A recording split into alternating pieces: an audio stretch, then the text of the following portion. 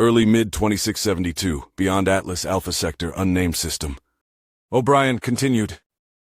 "Suppressing fire," declared Badgers, as he hugged the corner of a wall, while exposing little of his body into the hallway that was filled with retaliatory plasma fire from the enemy.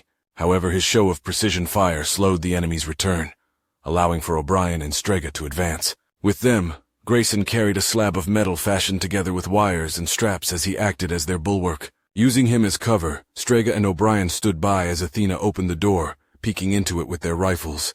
It was only after they lowered down into the rest of the installation that chaos erupted, giving little time for his team to investigate what they could of the enemy before entering a firefight. But they went in prepared with a thirst for combat, finding their field of battle to be a familiar one, as if they were back and boarding ships of pirates.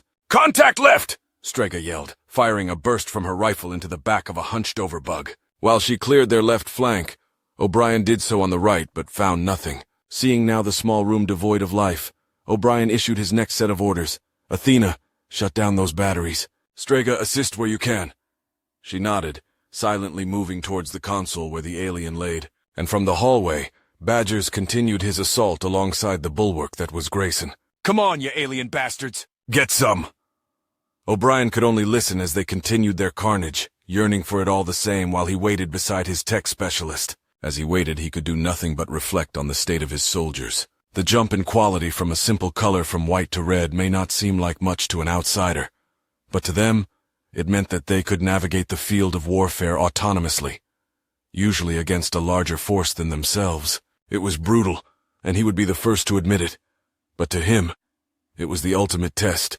So much so that if an individual had what it really took to join the ranks, then they should be able to take what they know from the depot and apply it in the field. Such progress was usually monitored by their suit, taking in field data and interpreting it for review. It was how the higher-ups determined who rightfully gained their blood stripes, and some raiders would inevitably undergo the worst that warfare had to offer. But those that came out of it, scarred and battered, were welcomed and cared for, as was their right. It was why he would expect a single raider, donned in their renowned blood mark, to be able to take on armies if called to. Which is why all thoughts and worries of Grayson and Badgers fighting by themselves evaporated from his mind, allowing him to focus on his duties at hand. When he returned his focus to the present, looked at Strega, who seemed finished with her work. "You done?" he asked as he checked the hall from which they entered, to which she nodded. "Done, sir. But we decided to give our friends a gift, if they ever decide to entire the airspace." He raised an eyebrow and cocked his head slightly, curious by what she meant. "What did you do?" "It took a bit, but we recalibrated the targeting systems to fire on enemy ships by using ship data in Athena's archives. Prowler 1 should be able to land without issue, as should any other ship with TRSC signatures." He pondered the implications, but felt satisfied by their decision. "Set it to blow when we leave. We don't want the enemy to sneak in and get any data off it," he ordered. "Worry not. I have arranged for a conditional short circuit of the system should anyone try to deactivate the anti-air batteries, or the console in general," answered Athena. With their current objective complete, he turned to his tactical map for an update on both Badgers and Grayson, in addition to the captives held deeper into the facility. Not wanting to waste time, he moved to the corridor, still expecting to hear the sounds of gunfire.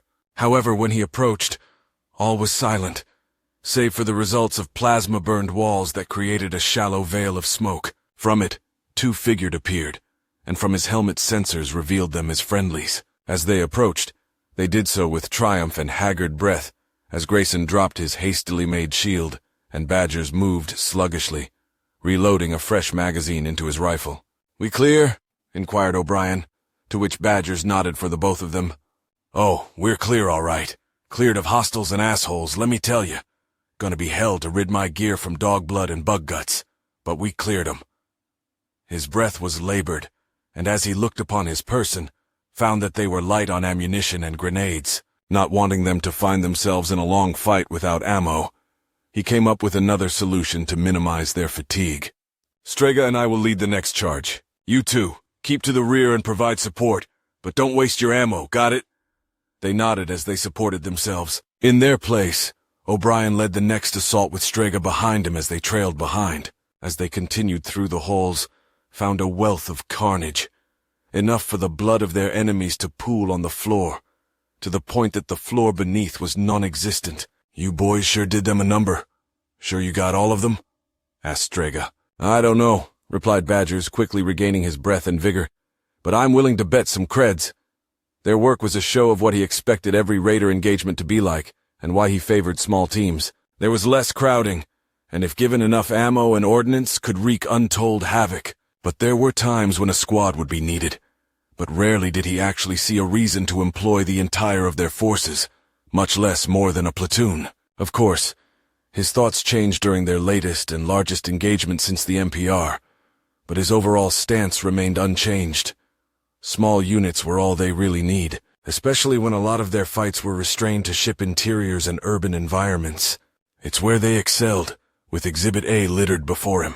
Keeping mind of his sensors as he waded through the local meat market that was the hallway, found no more signs of enemy forces upon their arrival to a large door, previously locked by Strega before their assault. As his map indicated, there was a sizable number of signatures that huddled near the end of his sensor's range. He spoke to Athena plainly, then to Strega, to which they obeyed his command unquestionably. "Open the doors." With a tap of the panel that married the door, the locks made an audible click as they began to slide open.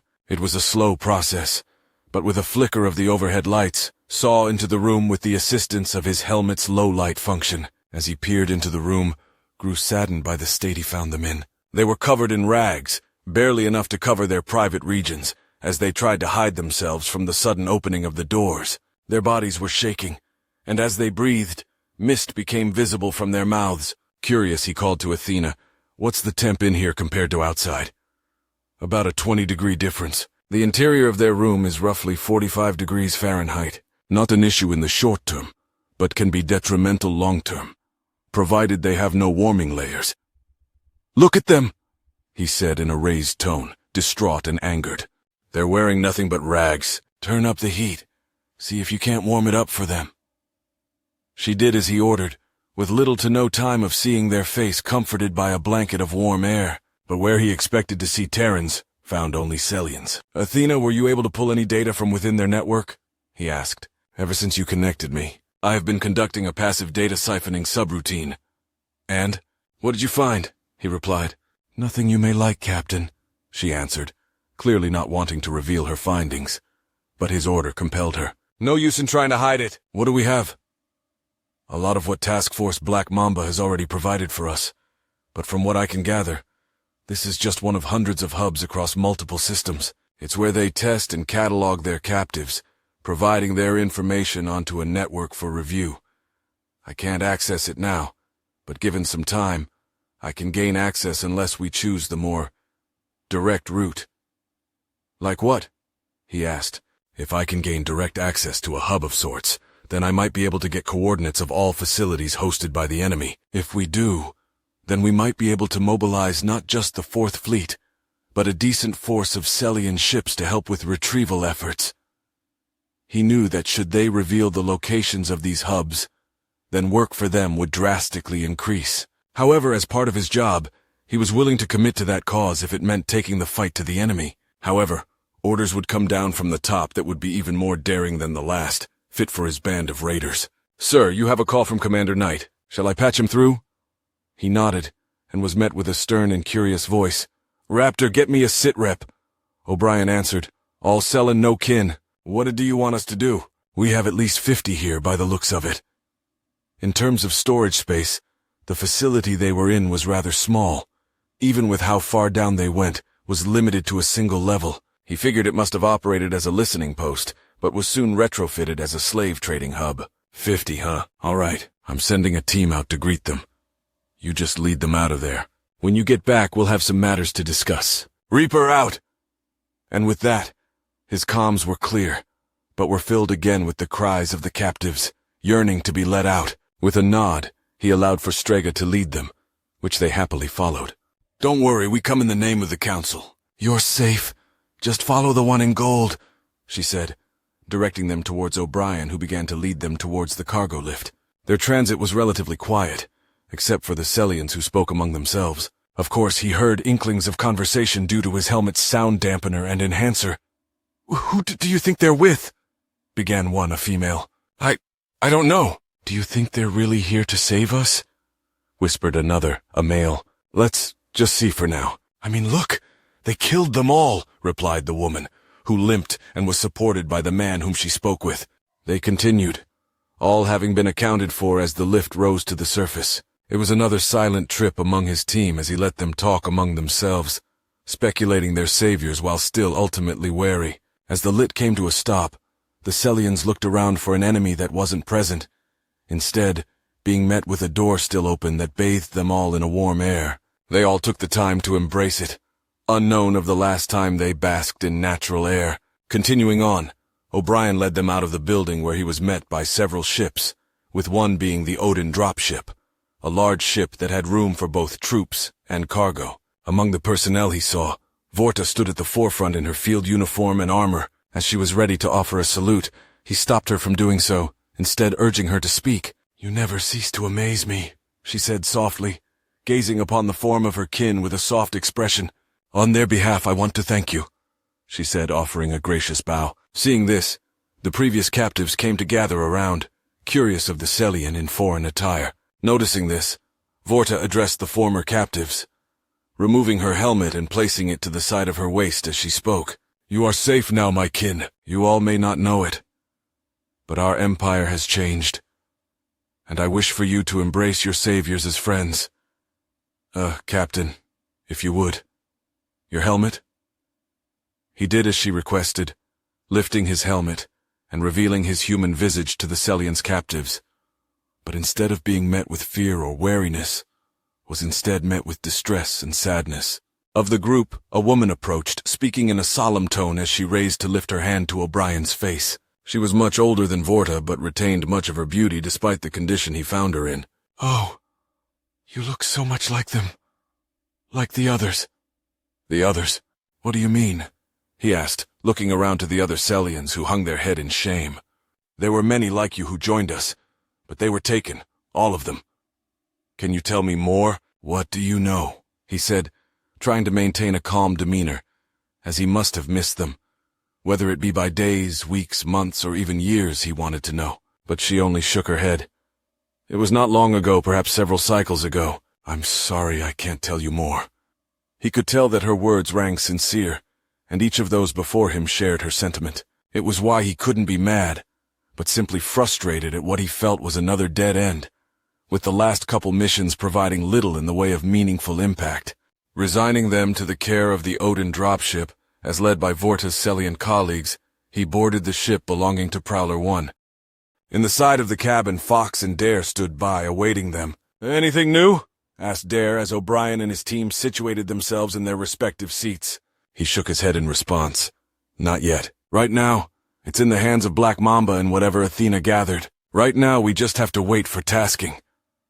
O'Brien then reclined in his seat, overtly exhausted, as was shared by his team, save for Strega and Vorta, who spoke to themselves in the corner of the ship as it lifted off and into orbit.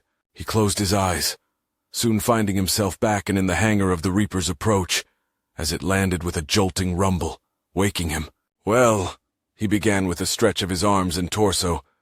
I'll brief the commander, he said, quickly followed by Vorta, who offered a parting wave to Strega as she met his stride. Before long, they stood before the commander as he sat in his raised seat that overlooked the bridge. His glare was somber and ponderous, as he ordered Athena a direct deconstruction of their most recent raid. What did you find? Anything we can use?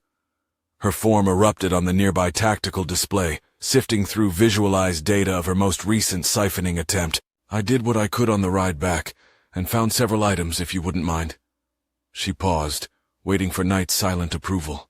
What we encountered is just one of possibly hundreds of transport hubs, where they hide and store batches of slaves for later transport. From it, I was able to pull traces of ship manifests that we can use to identify as likely targets for the Terran Reclamation Unit, Black Mamba.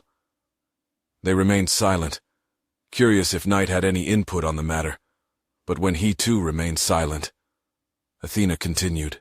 Currently, Mamba Team is conducting isolated raids against valued targets, but this data should help minimize potential risks moving forward. The room was eerily silent as she spoke, that even the usual buzz of crew member murmurs were reduced to the drum of electronics and air conditioning. With his voice breaking the silence, Knight replied while motioning O'Brien to meet in his stateroom. "That's good work, Athena. And O'Brien, I received word from higher. It'll be a big one. Come with me. This is private." Knight took a seat behind his desk, with O'Brien taking the seat across from him as they settled, with the commander breaking silence with a long and tired sigh.